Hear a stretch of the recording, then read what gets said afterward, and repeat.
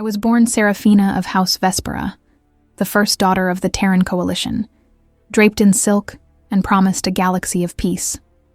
Today, I am simply Nova, a number in a database of the conquered. I am kneeling in the black mud of a world that smells of burning oil and dead stars, waiting for a machine to decide if I am worth the energy it costs to keep me alive. The war is over. Humanity did not just lose. We were dismantled. The Ironbound, a legion of cyborg conquerors led by a warlord known only as Imperator Valen, swept through our defenses like a tidal wave of chrome and fury. I hid my name. I hid my face. I thought if I could just blend in with the thousands of other prisoners, I might survive long enough to find a way to fight back. But I made a mistake. I looked up, and when the monster in the black armor looked back, he didn't see a prisoner. He saw a prize. The transport ship hit the surface of Omyra with a violence that rattled the teeth in my skull. We were packed into the cargo hold like livestock, a huddled mass of terrified humanity standing in the dark, ankle-deep in the filth of a 3-day journey without sanitation. The air scrubbers had failed hours ago, leaving us to breathe the recycled stench of our own fear. When the ramp finally hissed open, the light that spilled in was not the warm yellow of a Terran sun. It was a harsh, bloody crimson. Omyra was a forge world, a planet converted entirely into a factory for the iron-bound war machine. The sky was a bruised purple, choked with smoke from 1,000 refineries. Move. Processing line Alpha. Move or be purged. The voice was synthesized, a harsh metallic bark amplified by loudspeakers. I stumbled down the ramp, my legs weak from days of standing. The gravity here was heavier than Earth standard, a constant dragging weight that made every movement a struggle. I kept my head down, my long, platinum-white hair purposely matted with grease and dirt to hide its color. Around me, the other prisoners wept or stared blankly ahead, their spirits already broken by the fall of our homeworlds. I grabbed the arm of an older woman who stumbled, steadying her. "Quiet," I whispered to her. "Keep your eyes on the ground. Don't draw attention." We were herded into a vast open containment yard, paved with black obsidian plates. It was surrounded by high electric fences that hummed with lethal voltage. Beyond the fences, the landscape of Omyra was a nightmare of industry. Massive foundries belched fire into the sky. Columns of iron-bound soldiers, thousands of them, marched in perfect, terrifying unison, the ground shaking with the rhythmic thud of their metallic boots. The iron-bound were terrifying. They had once been human, or so the rumors said, but they had stripped away their flesh in exchange for power. Their limbs were hydraulic pistons. Their eyes were glowing sensors. They felt no pain, no fear, and no mercy. They were the perfect soldiers, and we were the obsolete meat they had replaced. We were lined up in rows of 100. Inspection.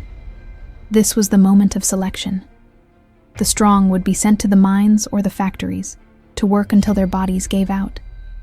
The weak, the sick, the elderly, they would be purged. A hush fell over the yard, a silence so profound it was heavier than the gravity. From the far end of the assembly area, a large blast door slid open. A squad of elite guards, their armor polished to a mirror sheen, marched out. And behind them walked the Imperator Valen. He was a giant. Even among his augmented soldiers, he towered, a monolith of matte black armor that seemed to absorb the crimson light of the sun. He wore a tattered crimson cloak over his heavy plating, a symbol of command that snapped in the hot chemical wind. He wore no helmet, unlike his troops. His face was exposed, and it was a map of violence. His skin was pale, almost translucent, scarred by 100 battles. His jaw was entirely mechanical, a construct of black steel and exposed pistons. But it was his eyes that froze the blood in my veins. They were pitch black, sclera and iris alike, two voids of absolute nothingness that seemed to see everything and feel nothing. He walked down the line of prisoners, his gait slow and predatory. He did not speak. He pointed. A finger to the left meant life as a slave. A finger to the right meant death. I watched him approach, my heart hammering against my ribs like a trapped bird. I was a princess of the Coalition. I had been trained in diplomacy, in strategy, in history. I knew how to lead a fleet. But here, in the mud and the blood, none of that mattered. I was just another body. Useless, Valen's voice rumbled. It was deep, distorted by his mechanical jaw, a sound like grinding stones. He pointed to a young man who had lost a leg in the siege. Purge. 2 guards grabbed the man. He didn't even scream. He was too tired. Valen moved closer. He was 10 feet away, 5. I could smell him. He smelled of ozone, gun oil, and cold, old blood. He stopped in front of the older woman I had helped earlier. She was trembling violently, clutching a small, dirty locket to her chest. Valen looked down at her.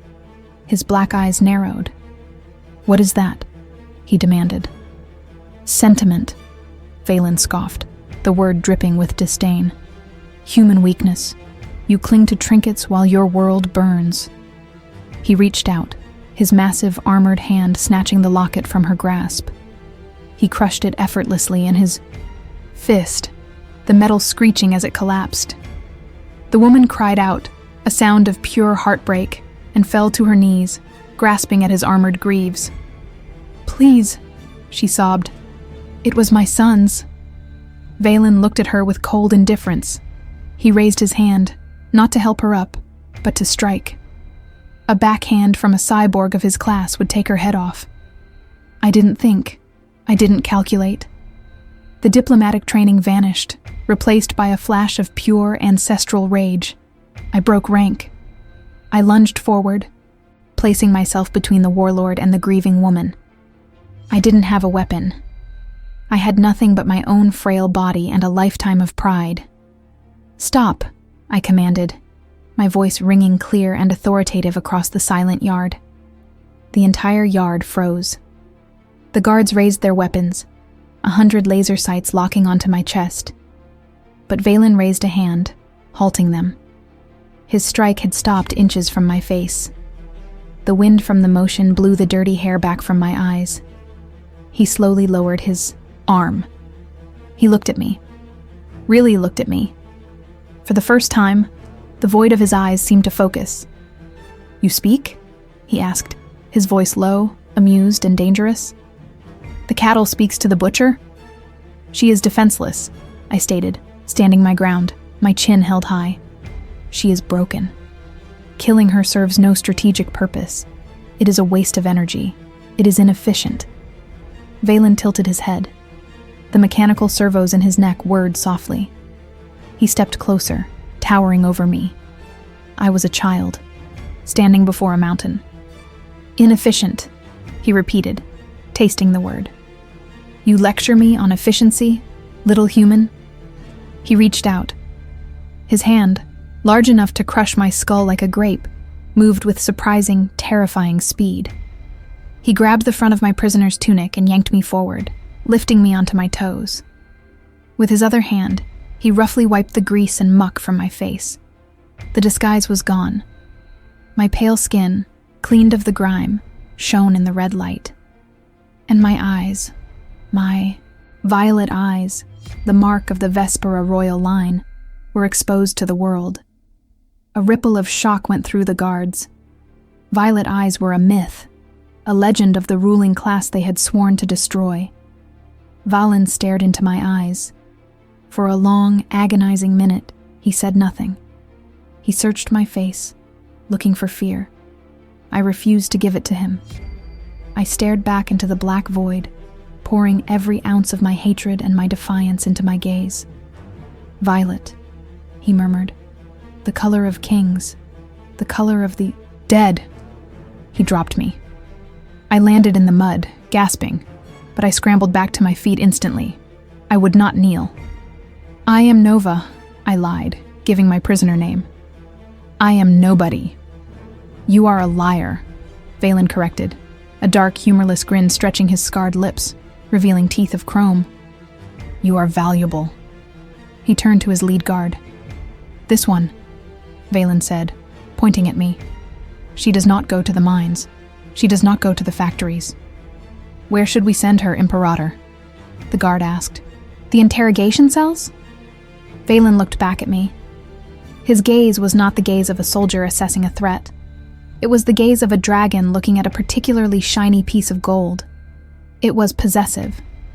Absolute. No, Valen said. Send her to the spire, to my personal quarters.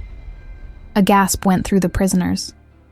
The spire was the central command tower, the highest point on Omyra. It was Valen's fortress. No human entered the spire and came out alive. I am not a slave, I spat at him. I will not serve you. Valen laughed. It was a harsh grinding sound, like metal shearing. You are what I say you are, little human. Your world is ash. Your laws are dust. I am the only law here. 2 guards grabbed my arms.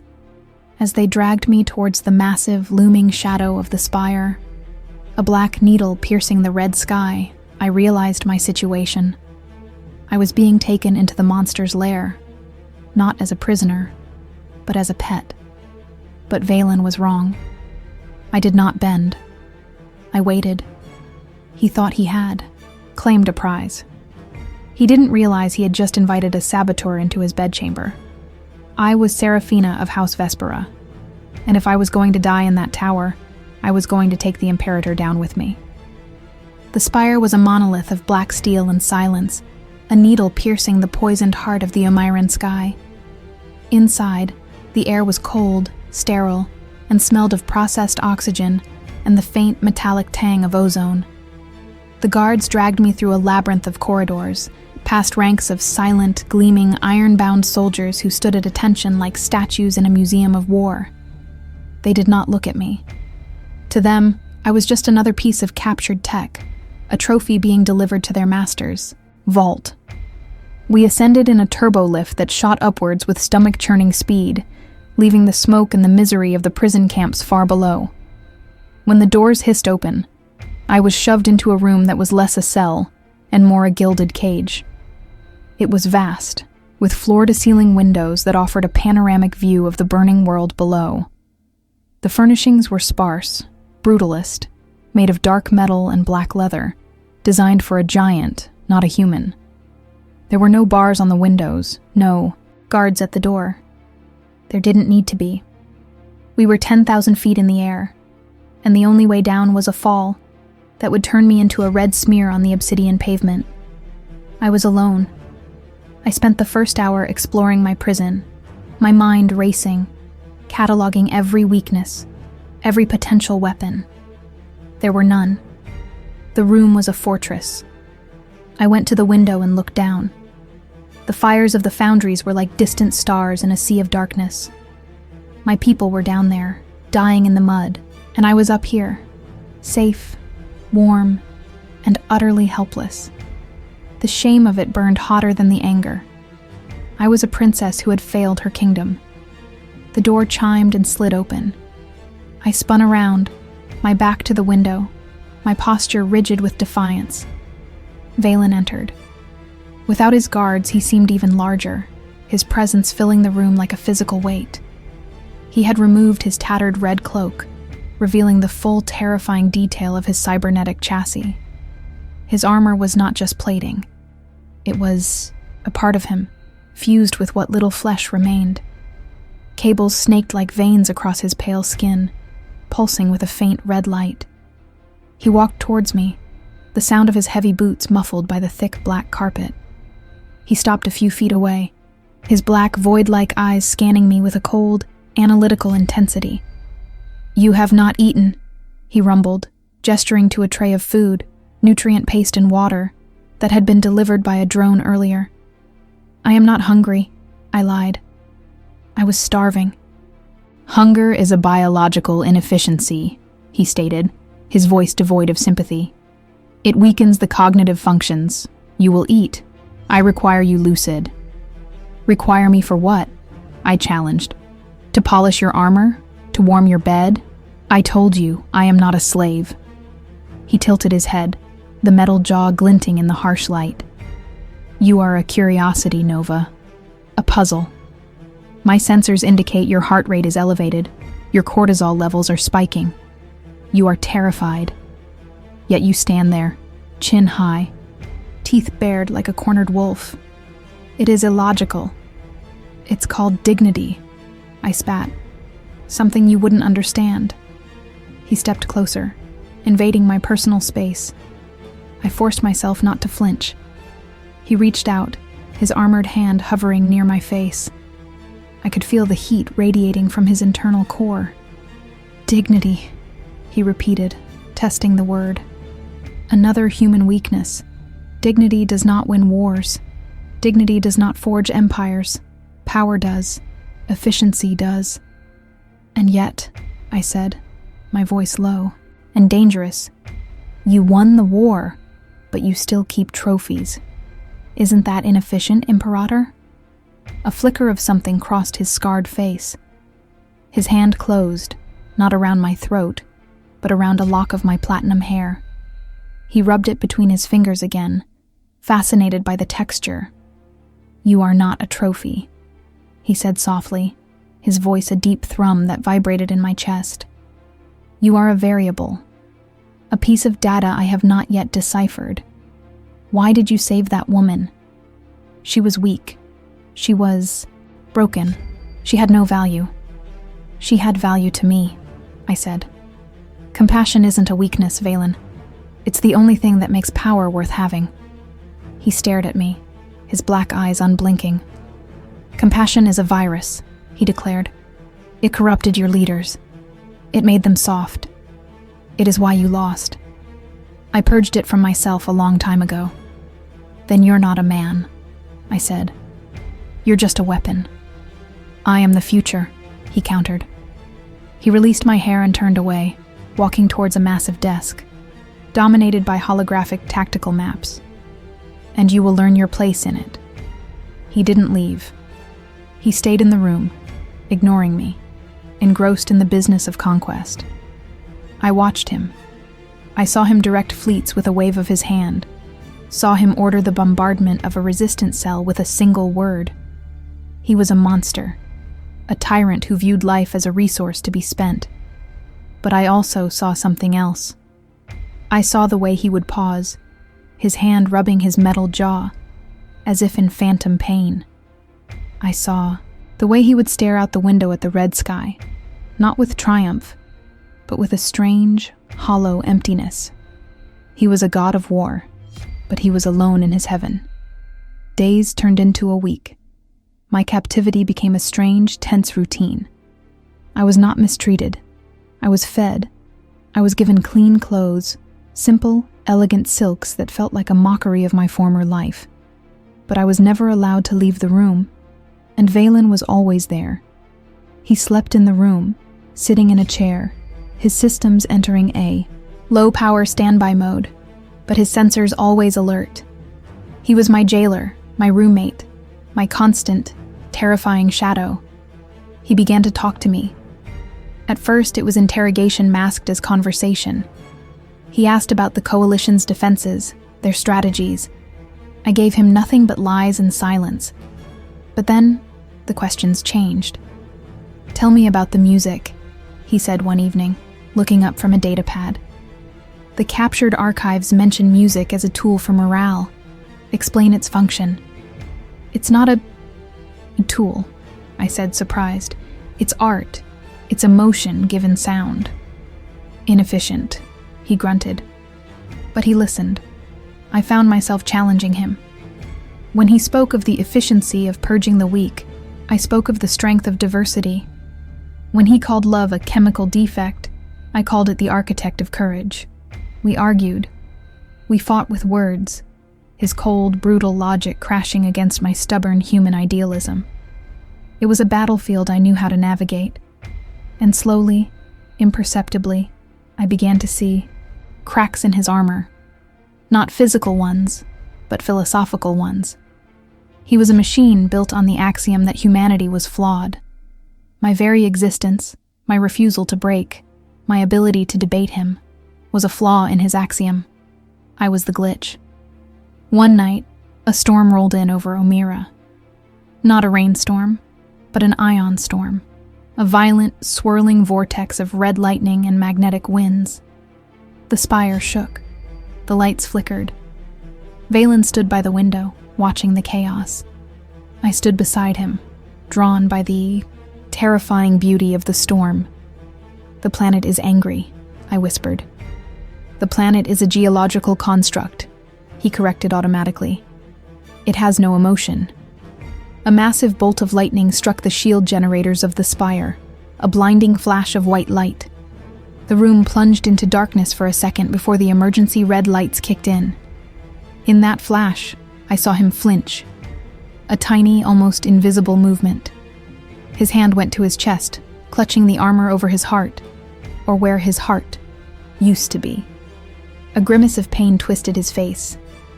"You're hurt," I said, the words slipping out before I could stop them. "It is a phantom signal," he rasped, his voice tight.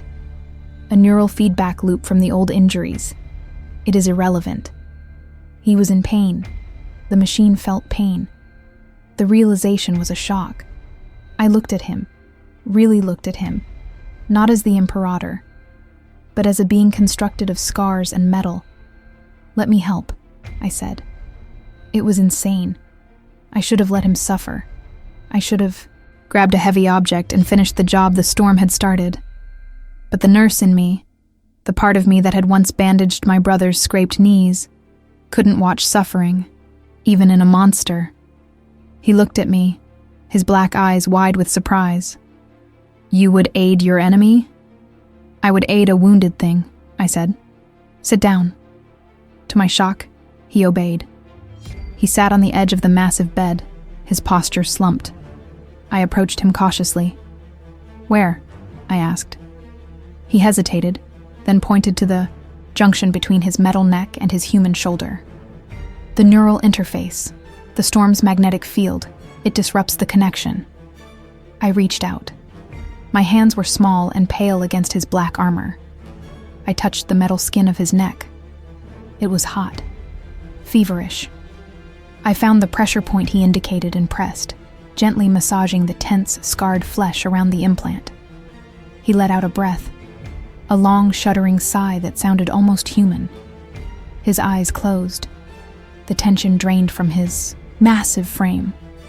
For a moment, he wasn't the warlord. He was just a man in pain, finding relief in the touch of another. We stayed like that for a long time, the red emergency lights painting us in the colors of blood, the storm raging outside. My hands on his neck, his head bowed. A silence that was not hostile, but intimate. Then, his eyes snapped open. The black void returned, swallowing the moment. He grabbed my wrist, pulling my hand away. His grip was strong, but not crushing. "Why?" he demanded, his voice rough. "Why do you not hate me?" "I do hate you," I whispered, looking straight into his eyes. "You destroyed my world. You enslaved my people." "Then why?"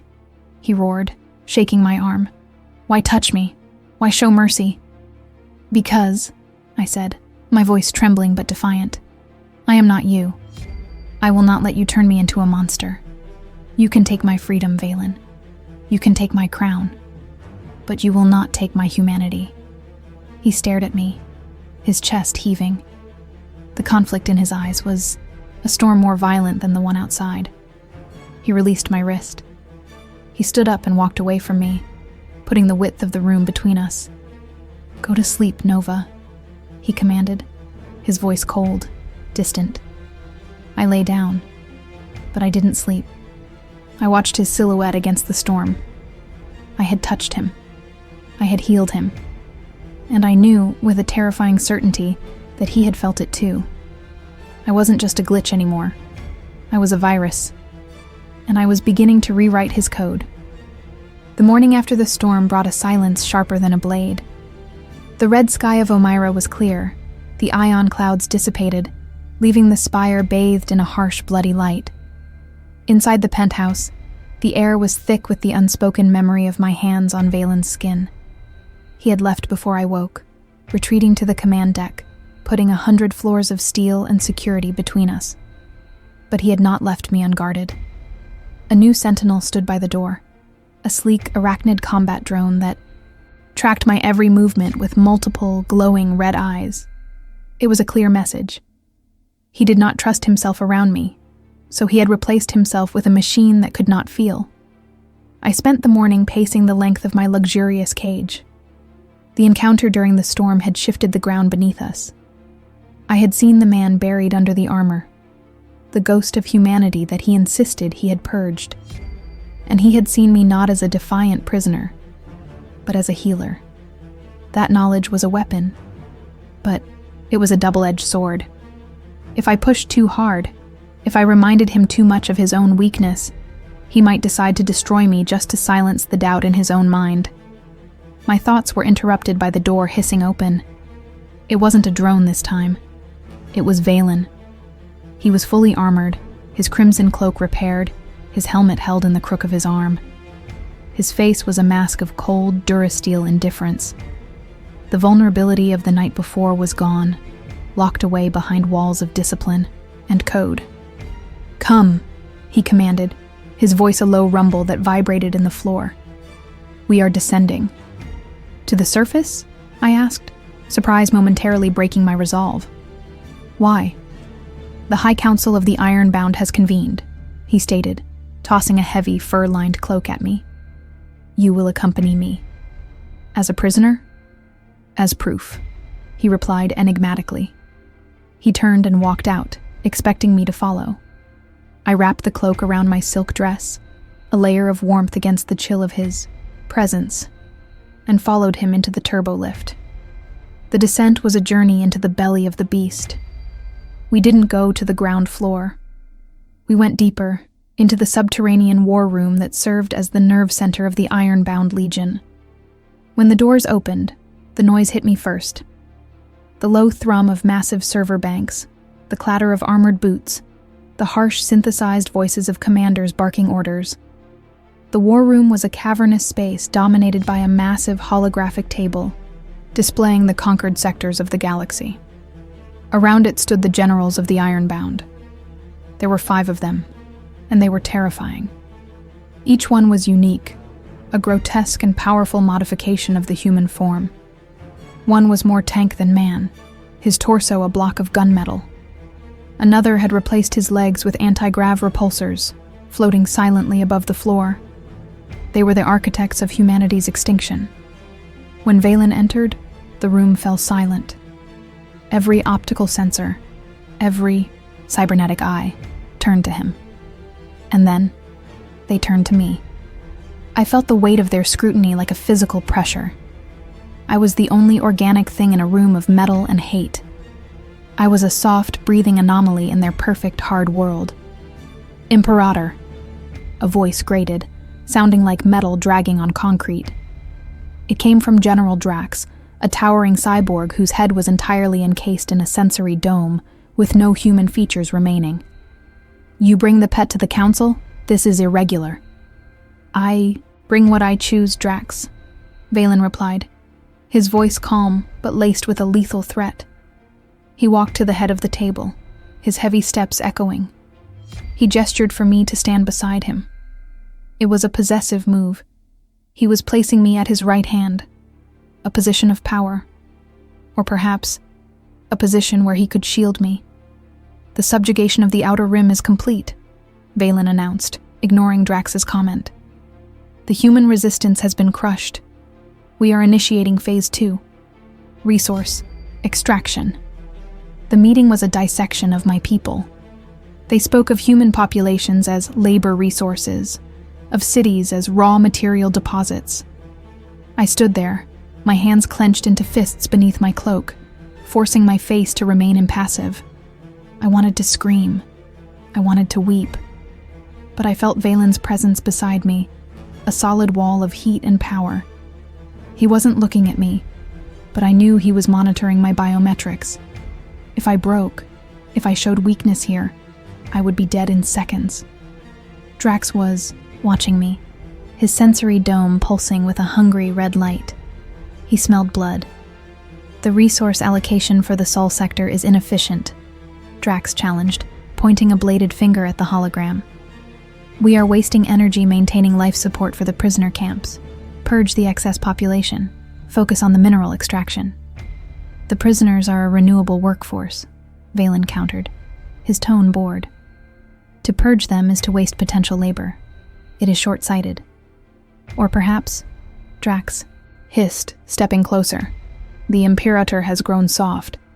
Perhaps he has developed a fondness for the flesh. The insult hung in the air, sharp and deadly. To accuse an iron-bound of softness was to challenge their right to lead.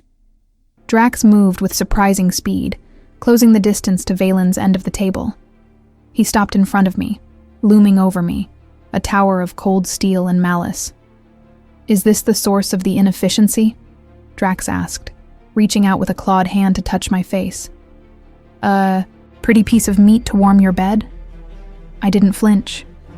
I stared into his sensor dome, channeling every ounce of my royal training. "I am not meat," I said, my voice cold and steady. "And you are standing too close." Drax paused, surprised by my defiance. Then he laughed, a harsh, static sound. "It speaks! Tell me, little human, do you bleed like the rest?" His claw grazed my cheek, drawing a single thin line of red blood. The reaction was instantaneous. There was a blur of motion, a sound, like a thunderclap. Valen didn't just move, he exploded. His hand clamped around Drax's throat, or the metal column that served as one, and slammed the massive general down onto the holographic table. The impact shattered the display, sending sparks and flickering light cascading around the room. The other generals drew their weapons, but Valen ignored them. He pinned Drax to the table, his grip crushing the metal plating of the general's neck. "You touch what is mine," Valen roared, his voice amplified by his internal speakers, a sound of pure mechanical fury. "And I will dismantle you piece by piece. I will strip your code and leave you as a consciousness in a toaster unit. Do you understand, Drax?" Drax scrambled, his claws screeching on the table, but he couldn't break Valen's hold. "Understood," his vocalizer screeched. "Yield, I yield." Valen held him there for a second longer, the red light of his eyes burning into the general's sensor dome. Then he released him, shoving him away with a contemptuous flick of his arm. "The council is dismissed," Valen stated, straightening his cloak. "Phase 2 proceeds as I ordered." The generals filed out, silent and terrified. Drax was the last to leave, clutching his dented neck, casting a look of pure, venomous hatred at me. I knew then that I had made an enemy who would stop at nothing to see me dead. But I wasn't looking at Drax. I was looking at Valen. He stood amidst the sparking ruins of the table, his chest heaving, his fists still clenched. He had lost control. The calm, logical Imperator had vanished, replaced by a jealous, protective monster. He had attacked his own second-in-command, risked a civil war within his legion, because I had been scratched. He turned to me. His anger hadn't faded. It had shifted focus. He grabbed my arm and pulled me towards the exit, his grip tight, almost painful. "We are leaving," he growled. The ride back up in the elevator was silent and suffocating. Valen stood in the corner, staring at the metal doors, radiating a tension so thick it felt like static electricity. He was shaking. A fine, high-frequency tremor ran through his armored frame. He was warring with his own programming again. The logic of his hierarchy demanded he respect his general. The logic of his new obsession demanded he destroy anyone who threatened me. The conflict was tearing him apart. When we reached the penthouse, he practically threw me into the room and sealed the door. He paced back and forth, a caged tiger. "You provoked him," he accused, his voice rough. "He touched me," I countered, touching the cut on my cheek. He drew blood. Valen stopped pacing, He looked at the small smear of blood on my finger. The sight of it seemed to break something in him. He crossed the room in 2 strides, looming over me. I thought he was going to yell. Instead, he reached out, his hand trembling, and gently wiped the blood from my cheek with his thumb. I should have killed him, he whispered, his voice a sound of pure, terrified realization. The calculation, the probability of a coup, it did not matter. All I saw was his hand on you, and I wanted to burn the world. He looked at me, his black eyes wide with the horror of his own loss of control. What have you done to me, Nova? What kind of virus are you? I looked up at him, at the monster who had just saved me, at the tyrant who was terrified of his own heart. I'm not a virus, Valen, I whispered, placing my hand over his on my cheek. I'm just the only thing in this universe that makes you feel alive.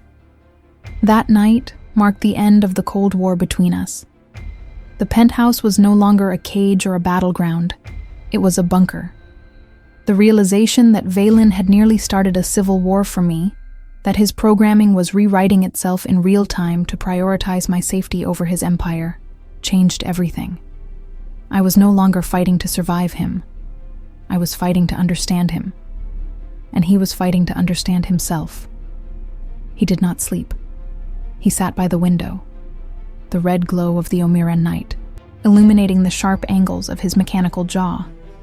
He was running diagnostics, searching his own code for the virus of emotion, trying to quarantine the feelings that terrified him. I watched him from the bed. He looked less like a conqueror and more like a man haunting his own life. You're analyzing it to death, I said into the silence. He turned, his black eyes fixing on me. I am attempting to isolate the anomaly. My tactical judgment was compromised in the war room. That is a fatal error for a commander. It wasn't an error, Valen, I said, sitting up. It was an instinct. You protected what you value. That's not a glitch. That's a soul.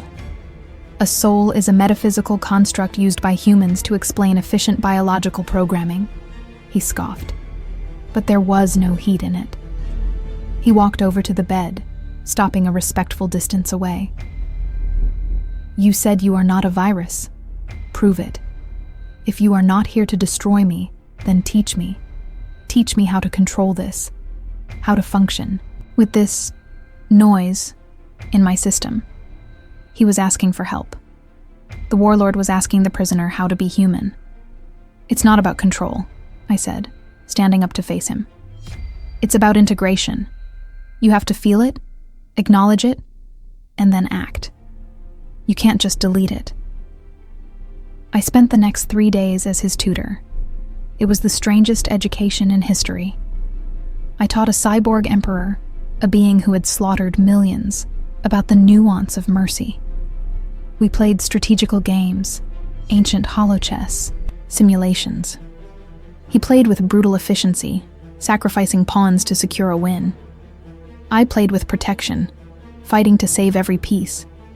He won every game, but by the end of the 3rd day, he hesitated before sacrificing a knight. He was learning that victory at any cost was a hollow prize. We ate together. He didn't need to eat, but he would sit with me while I consumed the rich, synthesized meals he ordered for me. He would watch my hands, the way I held a fork, the way I savored the taste of real fruit. Why does the sensory input of flavor matter? He asked. Because it brings joy, I answered, and joy makes the fight worth it. He reached out and picked up a piece of fruit, a dark purple berry native to Omyra. He crushed it between his armored fingers, watching the juice run. I have sensors that can analyze the chemical composition, he said quietly, but I cannot taste the joy. You can feel it in other ways, I said. I reached out and took his juice-stained hand. I didn't wipe it. I held it. Like this. The tension between us shifted from dangerous to magnetic. Every touch, every shared look, was a charged circuit. He began to shed his armor when we were alone. First the gauntlets, revealing pale, scarred hands that were surprisingly gentle. Then the heavy chest plate, exposing the complex, glowing mesh of his life support systems. He was revealing his vulnerabilities to me, layer by layer. On the fourth night, the attack began. It didn't start with an explosion. It started with silence. The constant low thrum of the spire's power grid, a sound I had grown so used to I barely heard it, suddenly cut out. The lights died. The holographic maps vanished. The air recyclers wound down to a stop. We were plunged into absolute darkness, broken only by the red emergency strips on the floor and the glowing red visor of Valen's helmet on the table. Power failure, I whispered, my heart jumping. No, Valen said, his voice instantly shifting into combat mode. Sabotage. The primary, secondary, and tertiary grids have been severed simultaneously. That requires command-level access codes. He moved to the window. The city below was dark. The foundries were silent. But in the distance, marching towards the spire, was a sea of lights, thousands of them. The glowing optical sensors of an iron-bound legion. Drax, he growled. He has made his move. The door to our penthouse, the heavy blast door that was supposed to be impregnable, began to glow, white-hot in the center. Someone was cutting through. Valen grabbed his helmet and shoved it on. The man vanished, replaced by the Imperator. He threw my fur-lined cloak at me. Put this on. Stay behind me. Do not engage. I can fight, I said, grabbing a heavy metal candlestick from a table. It was a pathetic weapon against cyborgs, but it was something. No, he ordered, his voice a metallic bark. You are the objective. If they take you, they break me. You will survive. That is your mission. The door exploded inward. Smoke filled the room. Through the haze, a squad of elite shock troopers stormed in. They wore the insignia of the Ironbound, but their armor was painted with a new symbol, a jagged white scar, Drax's mark. Valen roared, a sound of pure mechanical rage, and charged. It was a massacre. He was unarmed, but he didn't need weapons. He was a weapon. He caught the first trooper by the neck and threw him through the shattered door with enough force to crack the stone corridor wall. He moved with a speed that defied his size, a blur of black metal and red light. He tore weapons from hands, shattered armor with his fists, a whirlwind of destruction. But there were too many of them, and they had come prepared. 2 troopers in the back fired heavy containment nets, electrified webs of wire that wrapped around Valen's arms and legs. He struggled, the servos in his armor whining in protest, ripping the nets apart, but they slowed him down. A figure stepped through the smoke. It was not Drax. It was a smaller, sleek assassin droid, a model I had never seen. It held a device that looked like a remote detonator. Imperator, the droid said, its voice a smooth, mocking hiss. General Drax sends his regards, and his resignation. The droid pressed a button. Valen didn't explode. He froze. His body locked up, his joints seizing. He fell to one knee, a statue of paralyzed rage. Neural inhibitor. Valen grunted, his voice distorted, fighting against the paralysis. He accessed my codes. The troopers turned their weapons on me. I raised my candlestick, terrified but defiant. I would not make it easy for them. Leave her, Valen commanded, straining against his own locked body. Take me. Leave her. The order is to purge the weakness, the assassin droid said, raising a plasma pistol aimed at my heart. Valen looked at me. His visor was dark, but I knew he was looking at me. And in that moment, he broke the code. Through sheer, impossible force of will, fueled by that new human thing I had taught him, he overrode the inhibitor. Sparks flew from his joints. His internal systems screamed. But he moved. He lunged in front of me just as the droid fired. The plasma bolt hit him square in the chest, melting through his armor, burning into the flesh and wire beneath. He grunted, a wet, heavy sound, but he didn't fall. He grabbed the assassin droid by the head and crushed it. "Run!" he shouted at me, grabbing my arm with his good hand. He dragged me towards the service hatch in the back of the room, a secret exit only he knew about. He shoved me through. "I'm not leaving you!" I screamed, grabbing his arm. "I am compromised," he said, pushing me back. "I will hold them here. Go to the Undercity. Find the scrappers. Tell them the Imperator calls in his debt." He hit the control panel. The hatch slammed shut between us, sealing me in the dark service shaft. I heard the sounds of battle resume on the other side. I heard the roar of his rage, the sound of breaking metal. And then, I heard a massive explosion. The explosion that sealed the service hatch above me was not just a sound. It was a physical blow that slammed against my eardrums and shook the very foundations of the spire. I slid down the dark, oily chute of the maintenance shaft, my hands burning as I tried to break against the smooth metal walls. Above me, the vibrations of battle faded, replaced by the ominous groaning settle of a building that had been wounded. I hit the bottom hard, tumbling out onto a grate covered in slick black sludge. I lay there for a moment, gasping for air, the taste of smoke and copper in my mouth. I was alive, but he was up there, alone, fighting an army to buy me this breath. The grief was a sudden, sharp knife in my chest, but I forced it down. He had given me a mission. To grieve now would be to let him die in vain. I pushed myself up. I was in the Undercity. If the spire was the crown of Omyra, this was its guts. The air here was thick, humid, and smelled of unrefined fuel, rotting, biomatter, and desperation. The only light came from flickering yellow sodium lamps and the neon graffiti scrawled on the rusting walls. I walked to the edge of the grate and looked out. The Undercity was a sprawling, chaotic shantytown built into the foundations of the massive towers above.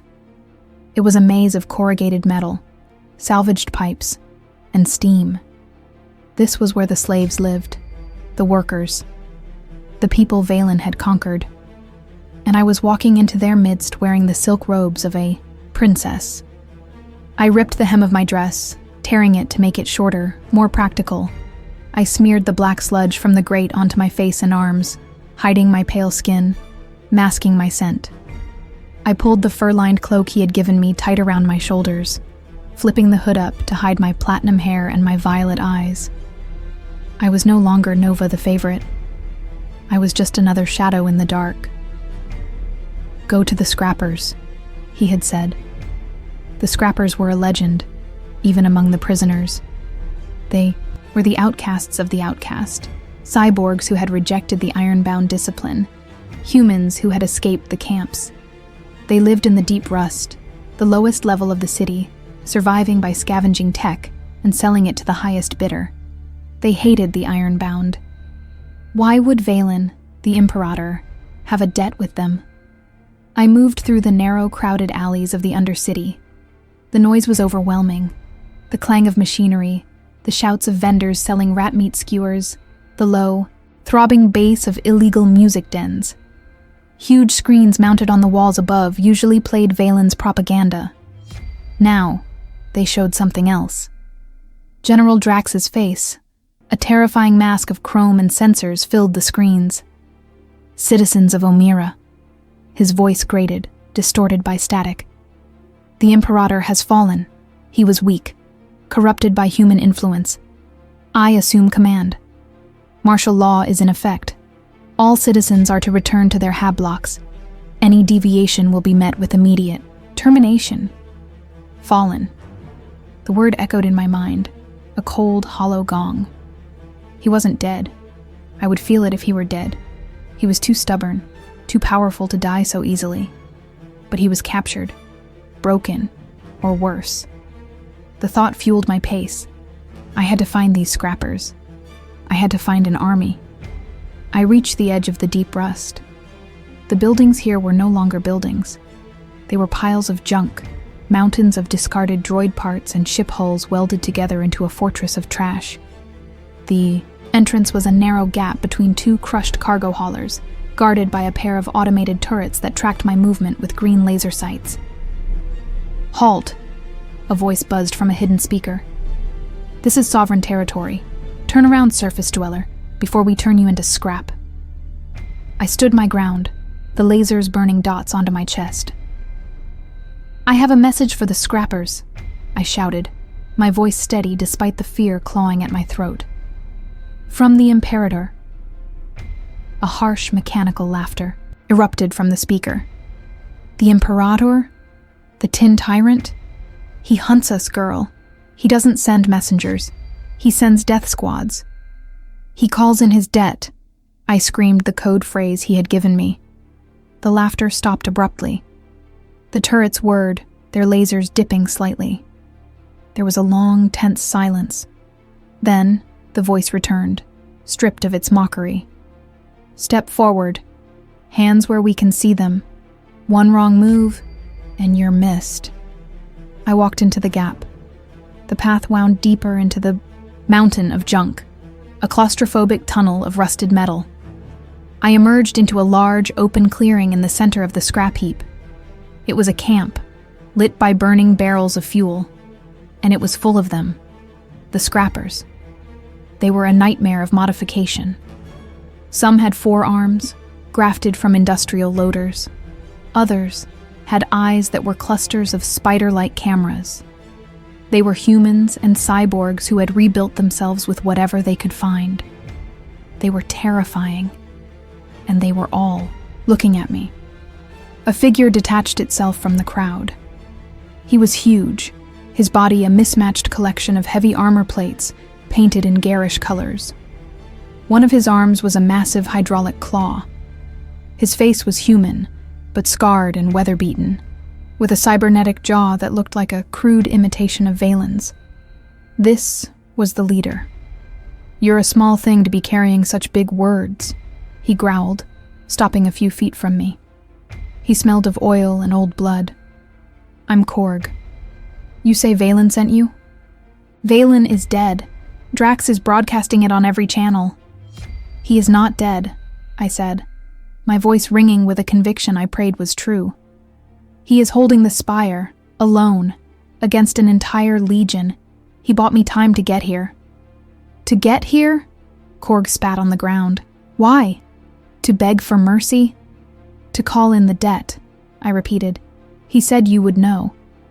Korg stared at me, his organic eye narrowing. He raised his hydraulic claw, the metal pincers clicking menacingly. "The debt," he muttered. 10 years ago, before the conquest. A young warlord let a band of thieves go when he could have crushed them. He gave us this sector. Said one day he might need a back door. He leaned in close, his breath hot on my face. We thought he forgot. We thought he became just another gear in the machine. Why would he turn on his own kind? Why would he fight Drax? For power. I pulled down my hood. My platinum hair cascaded down, shining in the firelight. I opened my eyes, letting him see the violet, irises, the mark of the enemy, the mark of the royalty. A gasp went through the scrappers. "No," I said softly. "Not for power, for me." Korg looked at me, stunned.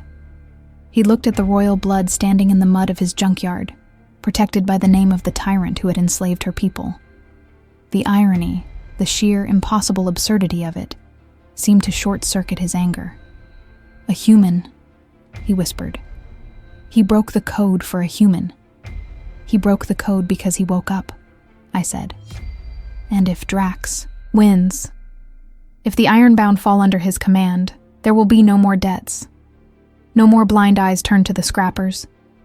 Drax will purge this entire sector. He will kill us all." I stepped closer to the massive cyborg leader, placing my hand on his hydraulic arm. "Valen is the monster you know. Drax is the monster who will eat you. Help me save him. Help me take back the spire. And I promise you, when this is over, the scrappers will have more than just this junkyard. You will have a place in the new world." It was a princess's promise, made by a beggar in rags, but it carried the weight of truth. Korg looked at his people. He looked at the firelight reflecting on their mismatched chrome and scarred skin. They were survivors, fighters. They hated the Ironbound, but they loved to fight, and they knew I was right about Drax. He turned back to me. A slow, jagged grin spread across his face. "A back door," he grunted. He wanted a back door. He raised his claw and pointed to a dark, sealed tunnel entrance at the back of the camp. "That tunnel leads to the ventilation shafts of the spire's thermal exhaust. It's a suicide run. It's hot, it's tight, and it's guarded." "Perfect," I said, a fierce smile mirroring his own. "We can't fight a legion head-on," Korg warned. "We don't need to," I said, my mind racing, formulating the plan. "Valen is the head. Drax is the usurper. If we cut off the head, the body dies. We just need to get to the throne room." "We?" Korg asked. "Yes," I said. "You, me, and anyone here crazy enough to fight a god." A cheer went up from the scrappers, a rough, dissonant roar of defiance. They were in. I looked back towards the towering spire in the distance, its peak shrouded in smoke. I was coming back. I wasn't just a nurse or a princess or a prisoner anymore. I was the queen of the scrappers, and I was coming to claim my king. The thermal exhaust tunnel was a throat of blistering heat and darkness. It smelled of sulfur and ancient baked grease. We were climbing through the arteries of the spire, a vertical journey through hell to reach the heavens. Korg took the lead, his massive hydraulic claw punching handholds into the sheer metal walls where the rungs had rusted away. Behind him, a column of 30 scrappers climbed in grim silence, their mismatched optics glowing in the gloom. I was in the middle, my lungs burning with the superheated air, my muscles screaming in protest. The silk of my dress was torn and blackened, my hands raw and bleeding. I was no longer a princess in a tower. I was a rat crawling through the walls, desperate to bite the throat of the king. The heat grew intense as we neared the primary vents. Huge industrial fans, blades the size of shuttle wings, spun lazily above us, slicing the air with a rhythmic, terrifying whoosh. Korg halted. He signaled to a scrapper with a cybernetic eye that telescoped out on a stalk. The scrapper connected a wire to a junction box. "Timing has to be perfect," Korg growled down to me. "We have to pass between the blades. If you hesitate, you get sliced." I looked up at the spinning death above. It was a test of faith. The scrapper jammed a spike into the junction box. The fan stuttered, slowing for a heartbeat. "Move!" Korg roared. He leaped. I followed. We scrambled through the gap in the blades, the wind of their passage, whipping my hair, the metal edge missing my foot by inches as the fan roared back to full speed below us. We were through. We emerged into a service corridor on the 50th floor. The transition was jarring. We went from the dark, dirty heat of the tunnels to the blinding, sterile white of the Ironbound's domain. The air here was cool and smelled of ozone. The floor was polished to a mirror shine, and standing directly in front of us were 2 guards. They froze, their processors struggling to compute the sight of a 30-foot cyborg made of junk and a dirt-smeared human woman erupting from a maintenance hatch. That second of confusion cost them their lives. Korg didn't use a weapon. He used his bulk.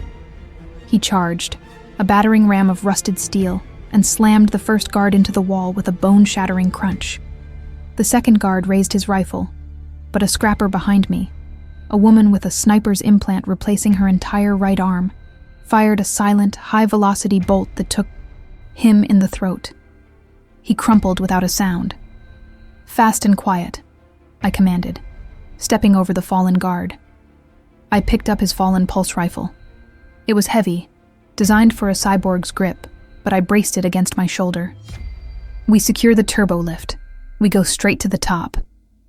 The scrappers moved with a chaotic but effective discipline. They were not soldiers, but they were survivors. They looted the guards for weapons and ammo, their mismatched eyes scanning the corridors.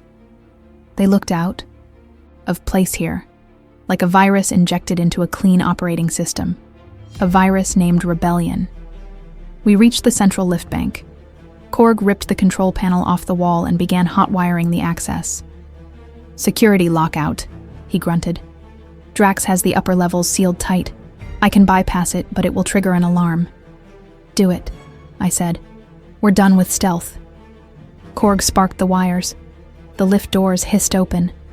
But as they did, the entire corridor turned red. Klaxons began to blare, a deafening rhythmic pulse. "Security breach Sector 50. Purge protocols engaged." "Into the lift," I shouted. We piled in, a mass of bodies and metal. Korg hit the override, and the lift shot upwards. The G-force pressed me to the floor. We were ascending at combat speed. "They'll be waiting for us," Korg said, checking the charge on his hydraulic claw. "The throne room guard, Drax's elites." "Good," I said, my voice cold. "I want them to see us coming." I looked at the floor indicator. 80, 90, 100. We were nearing the penthouse. My heart hammered against my ribs, a mixture of adrenaline and a terrifying dread. Was he still alive? Had Drax already broken him? The thought of Valen, proud and powerful, reduced to a mindless drone, made my blood boil. The lift slowed. The doors pinged. "Ready," Korg bellowed. The doors opened. We weren't at the penthouse. We were in the war room lobby, the floor just below the peak. And it was a kill box. A squad of 10 heavy troopers stood behind, deployable barricades, their heavy cannons trained on the lift. They opened fire instantly. The air turned into a storm of blue plasma. 2 scrappers in the front were cut down instantly, their bodies smoking. Korg roared and activated a personal energy shield, a piece of scavenged tech that flickered with a green, unstable light. He pushed forward, expanding the shield to cover us. "Push!" he screamed. We advanced behind his shield, firing back. The lobby became a slaughterhouse. Plasma scorched the walls, melting the pristine white panels. The smell of burning flesh and ozone was choking. I fired the heavy rifle, the recoil bruising my shoulder with every shot. I wasn't a soldier, but I had anger. I aimed for the glowing sensors, the weak points Valen had taught me about during our strategy games. A trooper fell, then another. The scrappers swarmed over the barricades, fighting with knives, claws, and sheer ferocity. They were fighting for more than territory. They were fighting for revenge. The battle was short and brutal. Silence fell again, broken only by the groans of the wounded. The lobby was ours. But the door to the upper stairs, the only way to the penthouse, was sealed with a heavy blast shield. I ran to a wall terminal. It was locked, but I had watched Valen use these systems. I knew his codes. Or at least I hoped they hadn't been changed. I punched in the sequence he had used to override the security grid during the storm. Imperator Override, Alpha 9. The screen flashed red. Access denied. User unauthorized. Drax had locked him out of his own city. "Blast it!" Korg yelled, hitting the door with his claw. "It's reinforced durasteel. We'll be here all week trying to cut through." I stared at the screen. Think. Think like him. Valen wasn't just a soldier. He was arrogant. He built back doors. I remembered a conversation we had about music, about hidden patterns. "The code is a symphony," he had said. "Sometimes you have to play the notes, in reverse to find the silence." It was a long shot, a riddle from a memory. I typed in the sequence again, but backwards. 9 Alpha Override Imperator. The screen flickered. Access. Granted. Welcome. User. Glitch. He had made a user profile for me. He had named it Glitch. A ghost of a smile touched my lips. Even in his arrogance, he had left a door open for me. The blast shield hissed and began to rise. Beyond it lay the grand staircase leading to the penthouse. But standing at the top of the stairs was not a squad of soldiers. It was a single figure. It was General Drax, but he had changed. He had upgraded himself. He was now twice the size, his body grafted onto a massive four-legged combat chassis that looked like a spider made of guns. His sensory dome head glowed with a blinding, hateful red light. He blocked the path completely. "The pet returns," Drax's voice boomed, amplified to a deafening volume. And she brought Vermin with her. Behind him, through the open doors of the penthouse, I saw Valen. He was chained to a vertical frame, stripped of his armor, his body a mess of wires and bleeding fluids. Cables were jacked into his skull. He was thrashing weakly, his head lolling. He was alive, but he was suffering. "Korg," I said, not taking my eyes off Drax. "Handle the legs. I'm going for the head." "With pleasure, Your Highness," Korg growled, revving his hydraulic claw. The top of the staircase was no longer a hall of governance, but an arena of nightmares. General Drax had forsaken the humanoid form entirely, embracing a monstrous efficiency that made my stomach turn. His spider-like chassis filled the corridor, 4 massive hydraulic legs ending in diamond-tipped spears that cracked the marble floor with every shift of his weight. His upper torso, still vaguely humanoid, bristled with mounted heavy repeaters, and his sensory dome glowed with a blinding, hateful crimson. He was a blockade of steel and malice, the ultimate expression of the iron-bound philosophy stripped of all nobility. Korg did not hesitate.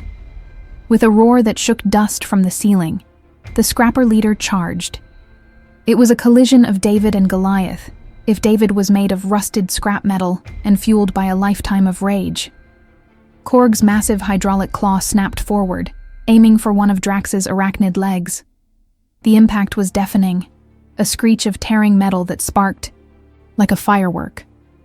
Korg managed to grapple the limb, his own servos whining as he tried to unbalance the behemoth. "Go!" Korg bellowed over his shoulder, his organic eye wide with strain. "I can't hold him forever!" I didn't waste his sacrifice. I bolted past the melee, pressing myself flat against the wall as one of Drax's legs slammed down inches from my head, shattering the stone. I was a ghost, a shadow moving through the chaos. Drax's heavy repeaters spun up with a high-pitched whine, tracking me. "Vermin!" Drax screeched, his voice amplified to a painful volume. "You think you can pass the gatekeeper?" A hail of plasma fire erupted from his shoulder mounts, chewing up the floor at my heels. I dove, sliding across the polished surface, debris raining down on me. Korg wrenched Drax's leg violently, forcing the general's aim wide. The plasma bolt scarred the ceiling, bringing down a chandelier of crystal and light. I scrambled up the last few steps, my lungs burning, my pulse, a frantic drumbeat in my ears. I reached the open doors of the penthouse. The scene inside stopped me cold. The luxury was gone, the furniture smashed, the panoramic windows cracked. In the center of the room, a vertical torture rack had been erected, a cruel frame of dark metal. And chained to it was Valen. He was unrecognizable. They had stripped him of his armor, leaving him in a ragged black undersuit.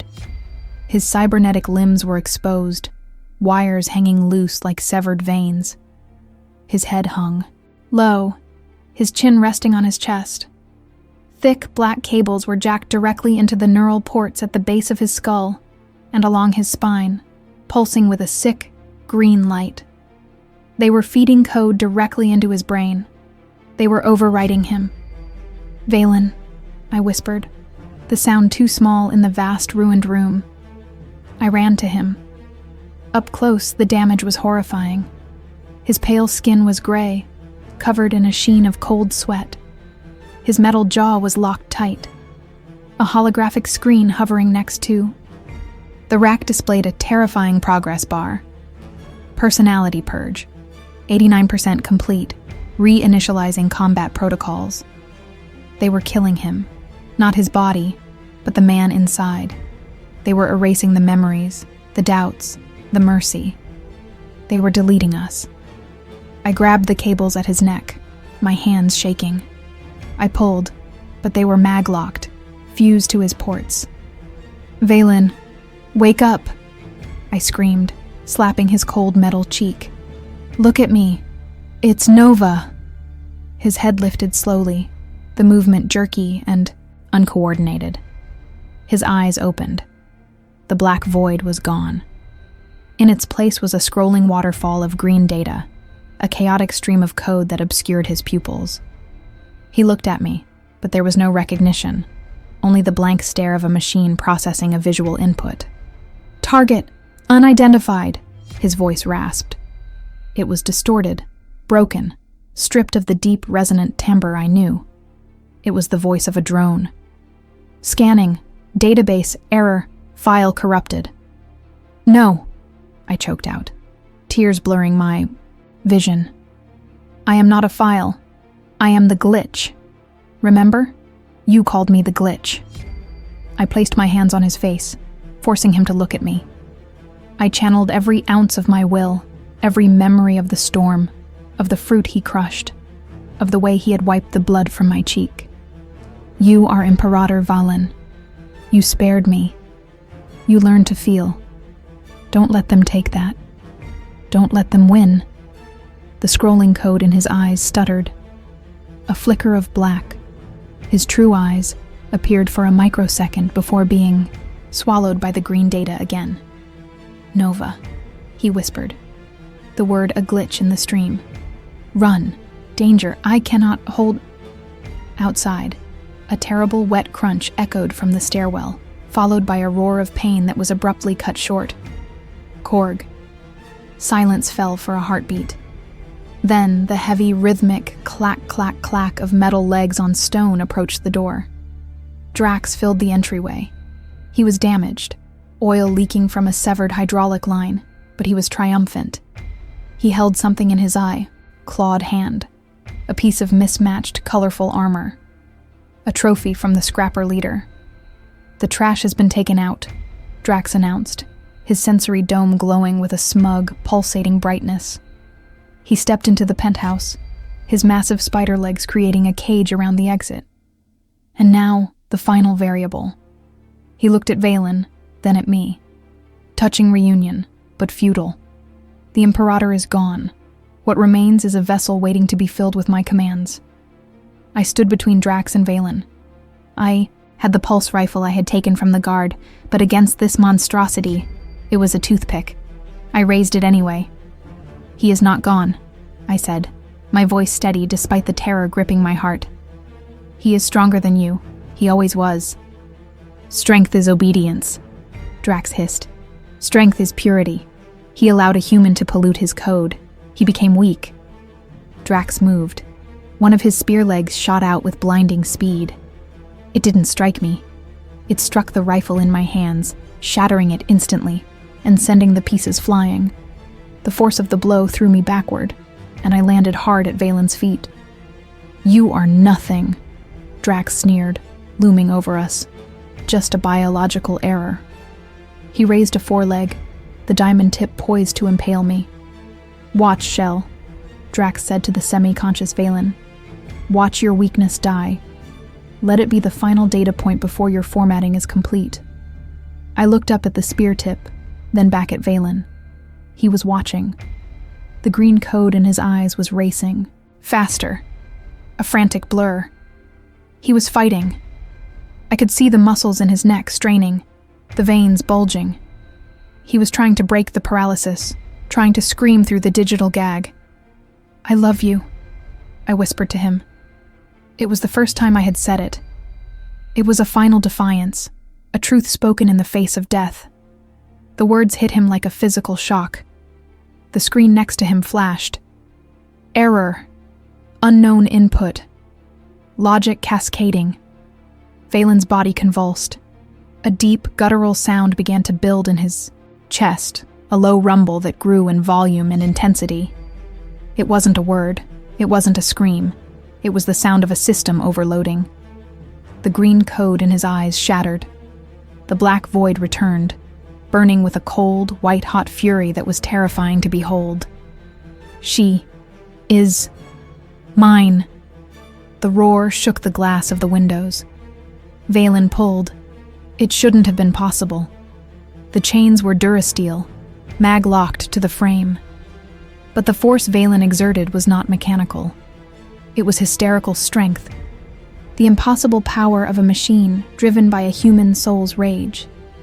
Metal shrieked. The frame of the torture rack groaned and twisted. Sparks showered from the neural ports as the cables were ripped forcibly from his skull, tearing skin and metal alike. With a sound like a gunshot, the chains snapped. Valen fell forward, free. He landed on his hands and knees, smoke rising from his neural jacks, blood and coolant leaking from his wounds. Drax took a step back, his sensory dome flickering. Impossible, the general glitched. The inhibitors, the purge. Valen stood up. He was unarmed, he was unarmored, he was bleeding, and he was the most terrifying thing in the galaxy. He looked at Drax, and then he looked down at me. "You called me weak," Valen said, his voice a low, jagged edge of death. He stepped over me, placing himself between the spider monster and his prize. "Let me show you the strength of a broken thing." He didn't wait for Drax to attack. He charged. The collision between the two warlords shook the very foundations of the spire. It was not a clash of technique or strategy. It was a collision of raw, unadulterated hatred. Valen, stripped of his armor and bleeding from a dozen wounds, hit the massive spider-like chassis of Drax with the force of a falling meteor. He did not try to dodge the diamond-tipped spears that stabbed at him. He moved through them. He took a glancing blow to his shoulder that shore away flesh and wire, but he did not. Slow. He slammed into Drax's main body, his hands, stripped of their gauntlets, clawing at the metal plating of the general's torso. Drax roared, a sound of static and fury, and tried to shake him off. The massive hydraulic legs stamped and thrashed, turning the penthouse floor into a cratered ruin. I scrambled backward, shielding my head from flying debris. The noise was deafening, a symphony of tearing metal and screaming servos. Valen was a blur of motion, a creature of pure instinct. He was tearing at Drax's armor plates with his bare hands, his fingers digging into the gaps, ripping away sheets of steel to expose the sensitive cabling beneath.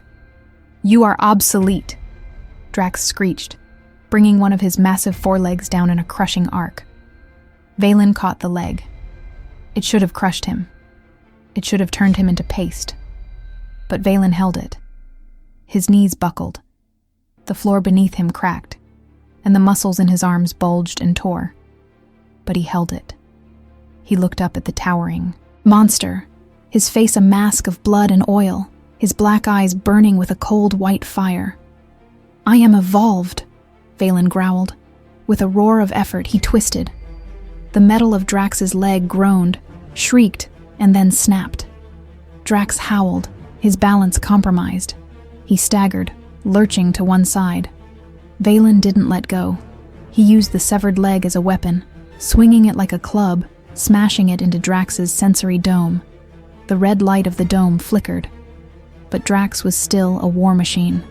His shoulder-mounted repeater spun up. At this range, he couldn't miss. He was going to cut Valen in half. I saw the barrels glowing, charging for the kill shot. Valen was too close, too engaged to see it. "Valen, the guns!" I screamed, my voice raw. I didn't have a weapon, but I had the environment. The penthouse was a wreck, littered with the debris of our life there. Near my hand lay a heavy, jagged shard of the glass window, a spear of transparent plasteel. I grabbed it. It was heavy, sharp, enough to cut my palms, but I didn't care. I scrambled to my feet. I couldn't hurt Drax, but I could blind him. I ran. I didn't run away. I ran towards the monster. Drax's sensors were focused on Valen. He didn't register the small, fragile human charging his flank until it was too late. I leaped, using a piece of rubble as a ramp, and drove the glass shard with all my strength into the cluster of optical sensors on Drax's side, the eyes that guided his guns. Glass shattered, sparks sprayed. Drax screamed again, a sound of pain and confusion. His aim went wild. The plasma burst fired, But instead of hitting Valen, it tore into the ceiling, bringing down a cascade of burning tiles. The backwash of the explosion threw me backward. I hit the floor hard, the wind knocked out of me. But I had done it. I had bought him a second. Valen saw his opening. He didn't waste it. He dropped the severed leg and launched himself at Drax's torso. He punched his hand directly into the hole I had made, into the sparking ruin of Drax's sensor cluster. He wasn't just hitting, he was searching. His hand plunged deep into the wet, oily mechanics of the general's chest, searching for the core. Drax thrashed wildly, his remaining legs stabbing blindly, trying to impale the man tearing his heart out. One of the diamond tips grazed Valen's side, opening a deep gash. But Valen didn't flinch. He was beyond pain. He was beyond death. Die, Valen whispered, a sound like a closing coffin. He found what he was looking for. He gripped the central power core, the pulsating nuclear heart of the machine, and he pulled. There was a sound like a scream that went on forever.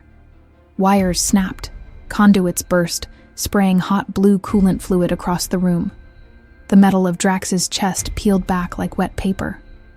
With a final wet tear, Valen ripped the core free. The light in Drax's remaining sensors died instantly. The massive spider-like machine went limp, collapsing in a heap of dead metal, its weight shaking.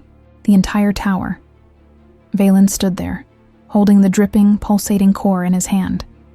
He stood over the corpse of his enemy, a conqueror once more. He was covered in blood, oil, and coolant. He was shaking. He dropped the core.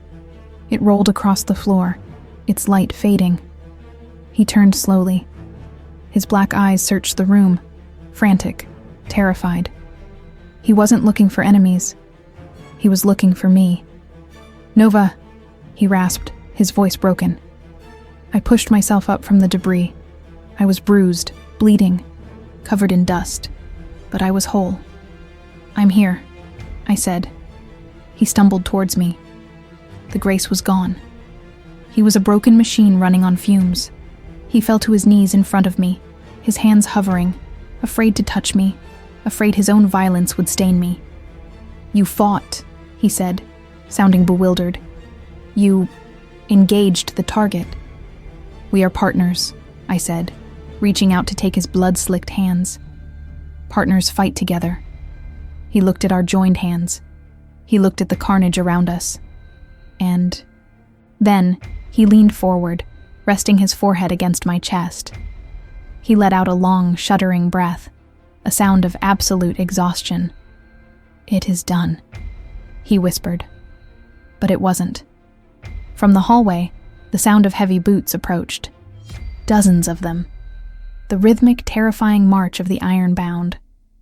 The door to the penthouse was gone, leaving us exposed. Valen's head snapped up. The warrior returned instantly.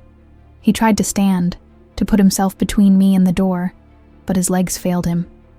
He collapsed back down, growling in frustration. "Leave me," he commanded, pushing me away.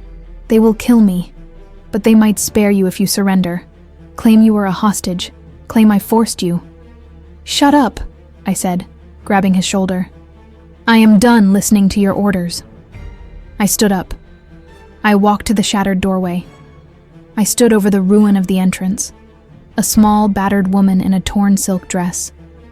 The ironbound appeared.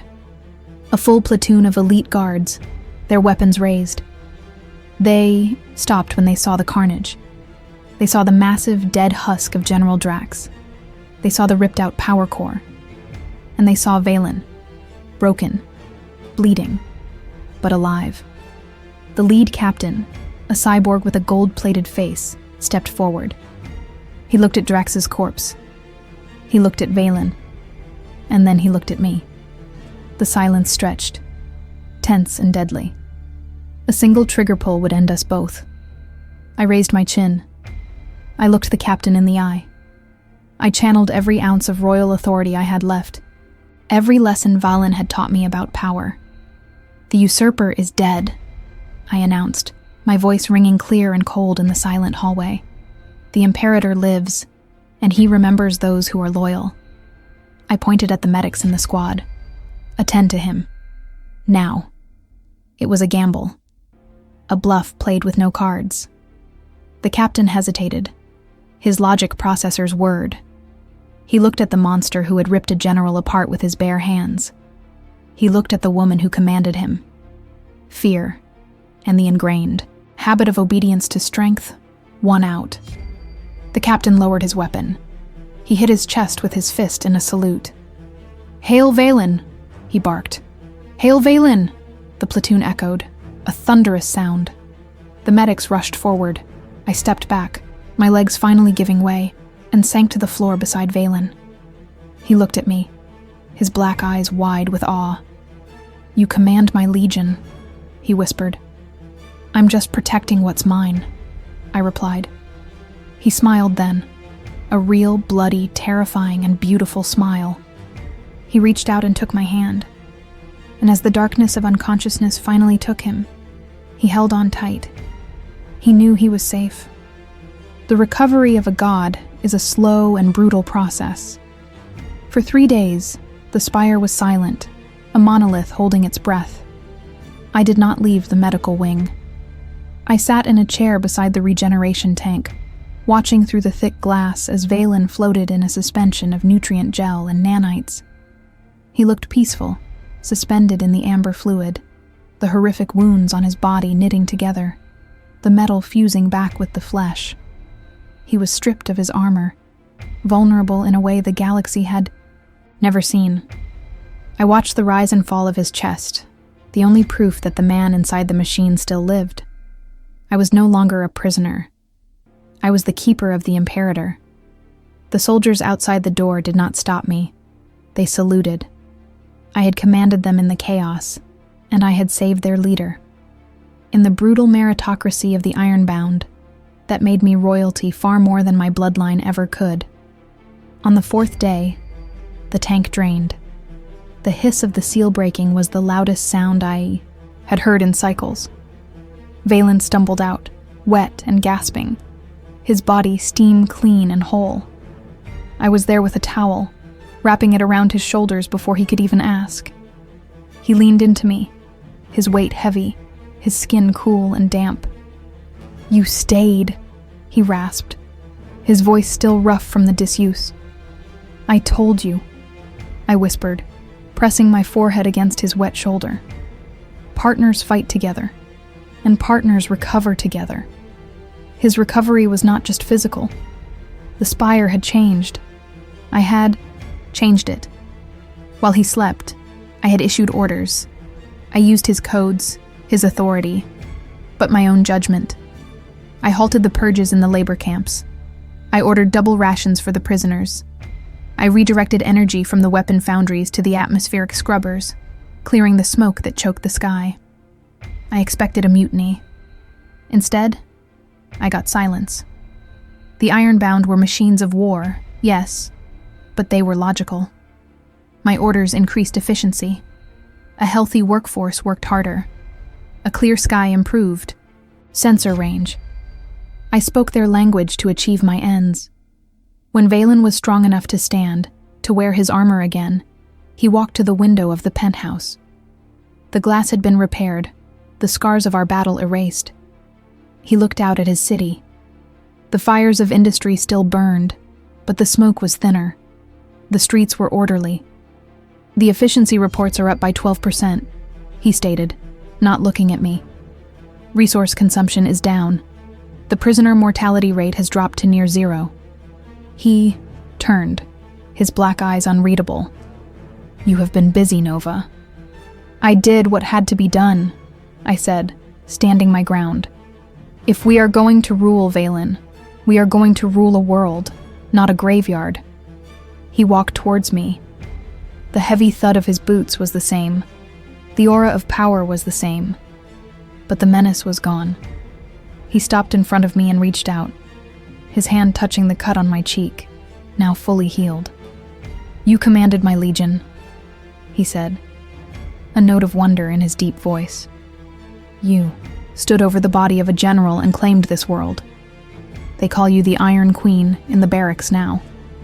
They can call me whatever they want, I said, as long as they listen. He smiled, that rare, jagged, beautiful smile that made him look less like a machine and more like a man who had found a miracle in the dark. They listen because they fear you, he said. They saw you blind a giant with a shard of glass. You are terrifying, Nova. I learned from the best, I replied. He laughed, a low, rumbling sound. He pulled me into his arms, his armor hard against my silk dress. It was no longer a cage. It was a fortress. I was wrong, he whispered into my hair. You are not a glitch. You are an upgrade. You are the missing piece of code I have been searching for my entire existence. The ceremony was held the next day. It was not a coronation. It was a declaration. We stood on the high balcony of the spire, overlooking the vast assembly area where I had first knelt in the mud. Below us, a sea of iron-bound soldiers stood in perfect formation, a grid of black steel. And behind them, separated by a new lower barrier, were the thousands of human prisoners. They looked up, their faces pale, fearful, waiting for the judgment of the monster. Valen stepped forward to the railing. His crimson cloak billowed in the wind. He raised his hand, and a silence fell over the world, absolute and heavy. Citizens of Omyra, his voice boomed, amplified across the entire city. The war for this world is over. The usurper Drax is dead. His logic was flawed. He sought purity through subtraction. He believed that strength came from removing weakness. He paused, looking down at the sea of faces. He was wrong. True strength comes from adaptation, from integration. He turned and held out his hand to me. I stepped forward. I was not wearing my prisoner's rags. I was not wearing the simple silks of a concubine. I was wearing a suit of armor Valen had commissioned for me. It was sleek, white and gold, a stark contrast to his black. It was a blend of Terran elegance and iron-bound technology. I wore no helmet. My platinum hair flowed free, and my violet eyes, the eyes of the Ethel Guard line, looked out over the people I had failed, and then saved. A gasp went through the human ranks. They recognized me. Not Nova, Serafina. This is not my prisoner, Valen declared, his voice ringing with pride. This is not my slave. She fought for you when you could not. She fought for me when I could not. She is the anomaly that rewrote the system. He looked at me, and for a moment, the thousands of watching eyes didn't matter. She is my equal, he said. She is your empress. The roar that went up from the ironbound was a mechanical thunder, a clash of weapons against shields. Hail the Iron Queen! And then, hesitantly at first, then growing in strength, came the human voices. Cheers, cries of relief. It was a chaotic, discordant sound compared to the soldiers, but it was alive. We stood there, the warlord and the princess, the monster and the glitch, watching the new world we had forged. It would not be easy. There was centuries of hate to undo, a galaxy of scars to heal. The coalition would come for us eventually. Other warlords would rise to test us, but as I looked at the red sun setting over the smoking foundries, I felt no fear. We retreated back into the spire, away from the noise and the adulation. The balcony doors slid shut, sealing us in our private world. Valen removed his helmet, setting it on the table. He looked tired, but his eyes were bright, burning with a new purpose. They know who you are now, he said. Serafina. Serafina is a name for a time of peace, I said, walking to him. I reached up and unclasped his heavy cloak, letting it fall to the floor. And we are not at peace, Valen. We are building something new. That requires a new name. I placed my hands on his chest, feeling the steady thrum of his core. Nova, I whispered. The star that burns brightest in the dark. Nova, he he agreed, his hands resting on my waist. My Nova. He kissed me then. It was not the desperate, frantic kiss of the battlefield. It was a slow, deep, possessive claim. It was a promise of eternity. His metal jaw was cold against my skin, but his lips were warm. The contrast was perfect. It was us, steel and silk, pain and healing. He pulled back, his forehead resting against mine. "What are your orders, Empress?" he asked, a playful rumble in his voice. I looked out the window at the stars, at the infinite black ocean waiting for us. "The galaxy is a mess, Valen," I said, a fierce smile playing on my lips. "I think it's time we fixed it. Our way." His black eyes gleamed in the dark. "Our way," he echoed. And as the lights of Omyra flickered on below us, painting the room in shades of red and gold, I knew that our story was far from over. The Warlord and the Queen had a universe to conquer, not with chains, but with a new, terrifying, and unbreakable code.